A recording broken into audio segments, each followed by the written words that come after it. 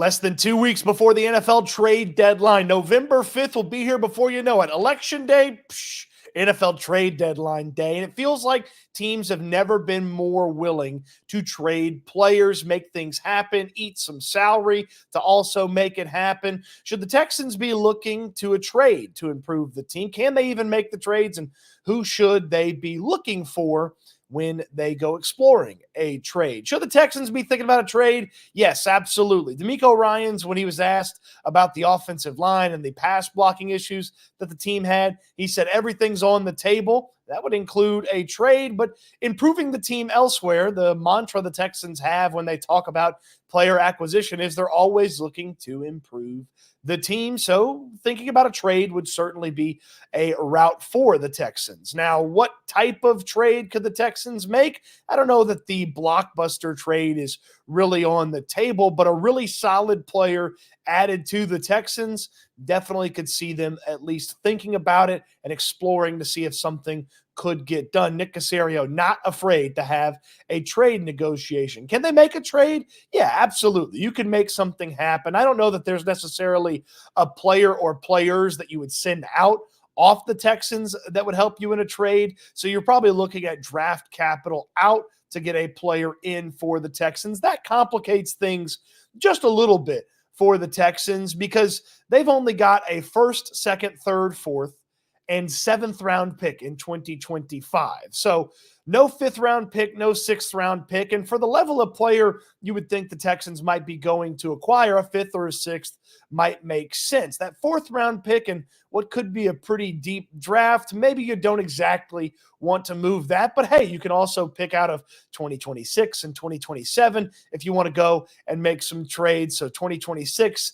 they've got that 5th round pick, and they might have a 6th round pick depending on the conditions of that Cam Akers trade. They made some conditional picks in that trade with the Vikings when they sent out Cam Akers as well. So they've got a little bit of draft capital. And of course, if you bring a player in and you're eating some of the money from that player, you could always ask for another draft asset back if you're the Texans as well. So they can make a trade. So they should be exploring it. They can make a trade. Hey, Cody, you got any names for us? You got any positions for us? Yeah, absolutely. First, I would say no wide receivers. And they're going to get Nico Collins back. I would expect him to be back for the Detroit Lions game after his minimum stay on injured reserve. So Nico Collins coming back to the wide receiver room, that doesn't really do anything for me from a trade for a wide receiver standpoint. They really only utilize Xavier Hutchinson, Tank Dell, and Stefon Diggs right now. Once they bring Nico Collins back in, that wide receiver room will still be pretty whole, and you don't have to worry about adding a wide receiver into the equation. Plus, if you added a wide receiver that was worth the hoot, you'd have to find a way to get him the ball. They can't even get their current guys the ball right now, which lends itself to maybe an offensive line conversation. So on the offensive line, the Texans have some in-house options that they could try before the trade deadline. Houston is going to play 2 games before the trade deadline. They'll play the Indianapolis Colts at home, and then a few days later, they'll go on the road to New York to play the Jets. New Jersey, actually, is where the stadium is, but they're the New York Jets. So they'll go on the road to play the Jets. So 2 games, and then they'll have a couple of days to watch, observe, pay attention to rosters while other teams are playing ahead of that November 5th trade deadline. So Nick Caserio can kick his feet up, have the big screen on with all the games on, and start paying attention to maybe some of these players. And of course, a couple more weeks, you'll have a couple of more teams drop out of the conversation as well. So 2 games to try out in-house offensive line options, like, say, Kendrick Green, if you wanted to put him into the starting lineup in place of Kenyon Green. Jarrett Patterson is an option if you wanted to make a move along the offensive line. And, of course, Blake Fisher, the 2nd-round pick from the 2024 draft that the Texans have along the offensive line as well. So 2 games to try some things in-house to see if it works before the Texans go visiting with teams out of the building to see if there's an offensive line solution. A minute here for the best in the business, Platinum AC and Heating. My guy Dwyane is the best service in town, the best prices in town, 5-star rated by the Better Business Bureau, 5-star rated on Google and Yelp. Anything concerning your air conditioner, he can handle it. Decades of experience handling HVAC. Dwyane has seen it all, and he can do it all. From little tiny preventative maintenance, which you're going to get a special price when you mention you saw him in the video, to big things, maybe even full-on replacements if you need it. Heck, he can even service your business or businesses as well. Platinum AC and Heating does it all. Give him a call today, 832-777-3683, and get your exclusive price on preventative year-round maintenance, or just put the number in your phone, because when you need an AC guy, you're going to need the AC guy, and that's Dwyane from Platinum AC and Heating. And I got to tell you, I went and scanned a bunch of rosters, looked at a bunch of situations. My caveat was that team had to stink to high heaven right now before I'd really take a look at their roster, or they had to be willing to trade some other players, which would then maybe free up one of those offensive linemen. And I got to say, I couldn't find a lot of names that would intrigue me at all. I thought about the Saints, but their guys are hurt. Same with the Rams. The guys that you would want to trade for, well, they're hurt. I thought about the New England Patriots, but they're not very good on the offensive line. Same thing with the New York Football Giants, not very good on the offensive line. And really what I'd be looking for is a left guard if I was trying to make a trade, and I was the Texans. Now, I thought about Ezra Cleveland in Jacksonville. He got dealt last year. The Jaguars brought him back, but he's got a pretty big contract, and I don't know that you want to make that type of investment for, at this point, what's kind of been a little bit of a journeyman offensive lineman at the left guard spot, though he's playing pretty darn well. So I came up with two offensive linemen for you to think about. One, whatever, maybe, I guess. And then the other one, okay, I'm pretty excited about that guy. The first name that's whatever, maybe, Cody Whitehair, former Chicago Bear, drafted out of Kansas State. He's playing left guard for the Las Vegas Raiders. The Raiders have got a player on their depth chart that they could slide right in to Whitehair's spot if they got rid of him. He's on a one-year deal. It's a minimal cost, but Whitehair's just been okay for the Raiders. They haven't been a very good team. And when you look at Pro Football Focus numbers, and look, it's not the gospel, but it's a good starting point. He's only slightly better in some of the categories than Kenyon Green, the guy that he'd be replacing there at left guard. So no thanks on Cody Whitehair. I'll pass on that one. The other team that I found you could be picking off of if you're the Texans, the Cleveland Browns. How about Joel Bitonio? Now, if you don't recognize this name, guards don't get a lot of love. I understand that, but I followed Bitonio for a long, long time because he was in the 2014 draft class. He got drafted a couple of picks after the Houston Texans selected Xavier Su'a-Filo. Do you remember him from UCLA? The Texans tried to play him all over the offensive line. He never really stuck. You know what Bitonio did when he got to Cleveland? He started at left guard, and he basically stuck there since. He's been in the league, and look, the Browns are going nowhere in a hurry. The quarterback is hurt. They played poorly when the quarterback has been healthy. It's tough in Cleveland, and they have got to move some money. That's the biggest hurdle to Bitonio is there's a lot of money associated with this guy. Pretty good player, and not his best performance so far this season, but he's had some really impressive seasons in the past, but he's got a pretty significant contract for the next couple of seasons. Do the Texans want to make that type of investment financially into him and basically have that left guard spot locked in? Then you'd be veteran, second-year player, veteran on the offensive line.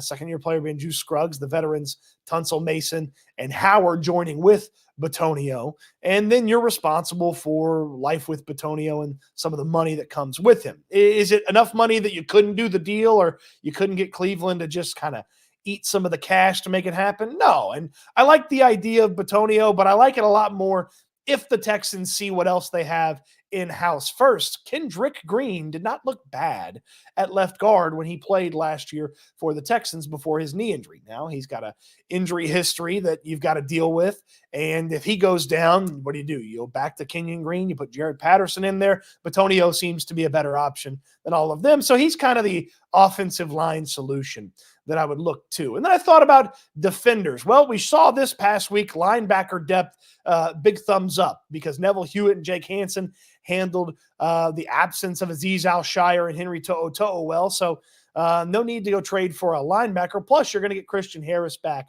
at some point. Then I started thinking about the defensive line, but you just got the Nico back. Dylan Horton, you got him back a couple of weeks ago. The defensive tackle spot, you got Kurt Hinish back from injury. You're going to get Mario Edwards back here in 3 more weeks. So you start looking at that, and you don't need really anything on the front 7. So then it comes to the secondary. Well, could you use a cornerback opposite Derek Stingley? Sure, but Kamari Lassiter is going to be back, and you're going to play Kamari Lassiter all those snaps when he gets back. So you don't really need to trade for a starting corner. And Jeff Okudah is on injured reserve. I would hope that Okudah is close to coming back to fill in for Lassiter while Lassiter is gone. But Lassiter should be back here pretty soon as well, because the Texans, well, didn't put him on injured reserve.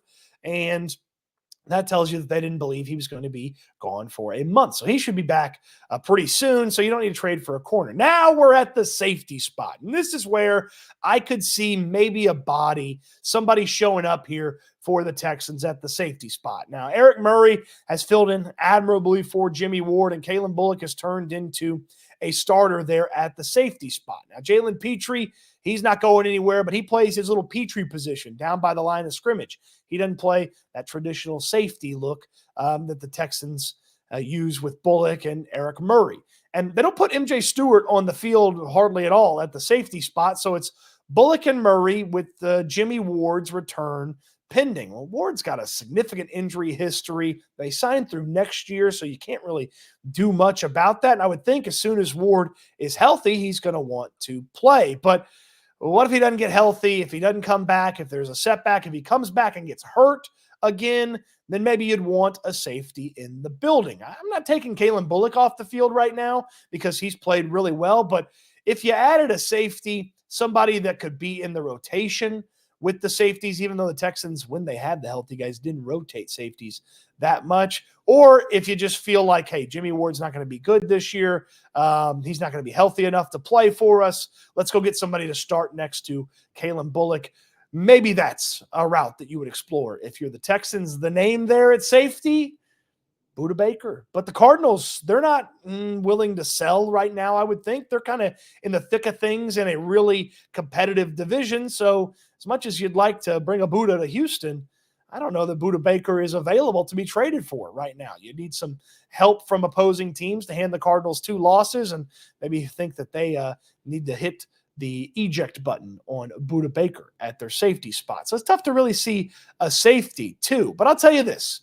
If you have a name you want me to think about, you want to explore the potential of trading for that player, and don't get too crazy, but make sure they're a worthwhile player, put it in the comment section. I'll do a whole nother video going through all of your player trade suggestions, and we'll go through those names together here on a channel, and we'll see if the Texans should or would or could go and get those guys. What say you? You want to make a trade? And if you want to make a trade, who do you want to make a trade for? Let me know in the comment section down below. On your way down there, throw me a thumbs up on the video. Subscribe to the channel if you haven't already. Don't forget to get signed up at Prize Picks. We'll put a couple of Prize Picks entries for the Texans game together later this week. You play your first 5, you get $50 from Prize Picks when you use my code STOOTS, STOOTS. Use that link in the description down below. The best, easiest way to play daily fantasy. And they got football, baseball, basketball,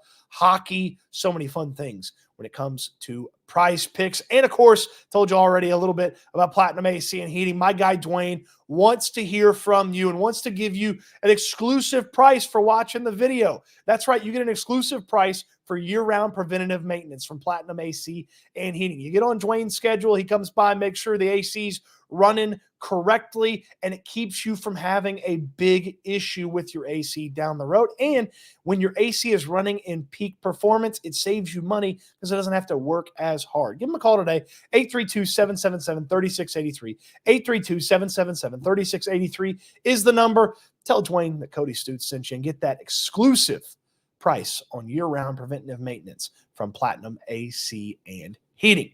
Appreciate you watching the video. Don't forget to send in your trade idea recommendation. We will do a video breaking down if and will and can and should the Texans chase those players. So put it in the comment section. So appreciate you watching the video. Said that. Hope you enjoyed it. And I can't wait until we talk Texans again soon.